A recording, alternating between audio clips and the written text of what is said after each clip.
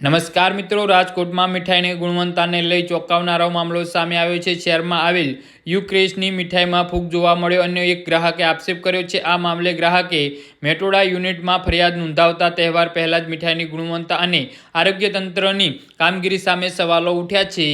જી હા મિત્રો, અત્યારે હાલના સૌથી મોટા અને મહત્વના સમાચાર સામે આવી રહ્યા છે। તો મિત્રો, સમાચારમાં વધુ વિગતવાર વાત કરીએ તો મળતી માહિતી મુજબ એક ગ્રાહકે યુકેશમાંથી ખરીદેલી મીઠાઈમાં ફૂગ જેવી વસ્તુ જોવા મળવાનો આક્ષેપ કર્યો છે। મીઠાઈમાં ફૂગ દેખાતા ગ્રાહક ચોંકી ગયો હતો। ત્યારબાદ સમગ્ર મામલે સંબંધિત યુનિટમાં ફરિયાદ કરવામાં આવી હતી। ગ્રાહક દ્વારા કરવામાં આવેલ ફરિયાદ બાદ હવે મીઠાઈની ગુણવત્તા અંગે તપાસ કરવાની માંગ ઉઠી છે।